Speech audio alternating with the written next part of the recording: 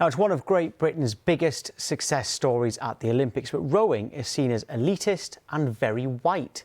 That's according to 5-time Olympic champion Sir Steve Redgrave. Yeah, only 6% of ethnic minority communities in the UK participate in rowing, and research shows accessibility and costs are big barriers. But the triple Olympic champion Andrew Triggs-Hodge believes he has the answers.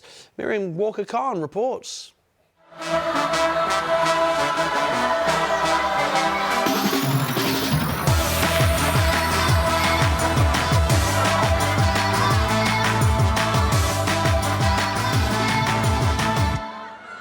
Power, fun and exercise at the heart of London's Olympic Village. In 2007, London Youth Rowing launched the National Junior Indoor Rowing Championships to highlight the sport and make it more accessible to underrepresented groups. With support from Sport England, the championships now has over 2,000 kids from South East England competing. The biggest barriers to rowing is cost, but also culture. The charity can take away the cost. The culture bit is really important though. All our coaches are hired from the communities we work in. They look like, they sound like the people who we're trying to connect with. Once you overcome those barriers and then you allow the kids to have that interaction and to put their energy into it, they rebuild the sport. The event you see here isn't a normal rowing event. It's not because that's how we designed it, it's because that's what the kids bring in. Their energy, their life, it's like comparing track cycling to BMX. If the rowing world is track cycling, there isn't a BMX until we turn up with this. Research from Sky Sports News revealed out of the 81 rowing clubs in the Thames region, only 40 accept applications from the public.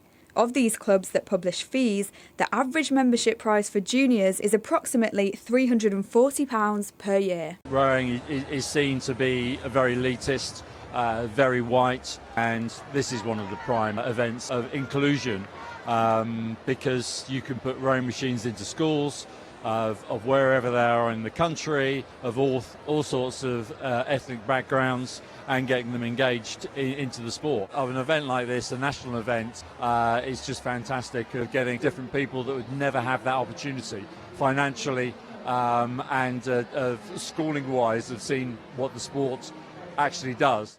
We did it in like one lesson, and we just realised how much we enjoyed doing it. You can do it whenever you want, whenever you're free and whenever you have time. The first time I did it, I felt really engaged in it. It's less complex and it's much easier to do and like easy access. I like that a lot of it's team-based, because even if you're doing a solo, you rely on your teammates to like shout and like encourage you as you're going. 57% of London Youth Rowing members are from ethnic minority backgrounds, but that number is only 6% for rowing club members nationally.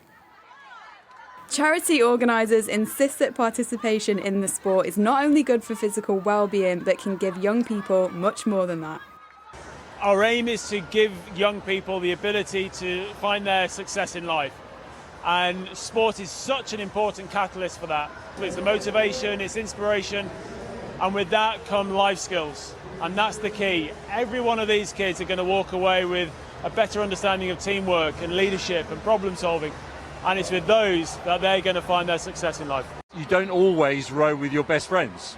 So it's that sort of work environment of being able to learn those life skills of being able to deal with other people, success and failure. Private schools have seen this many decades ago, and encourage their students to do sports in all sorts of different ways. And if they see it as a bonus to education, then we should be doing it the right way through.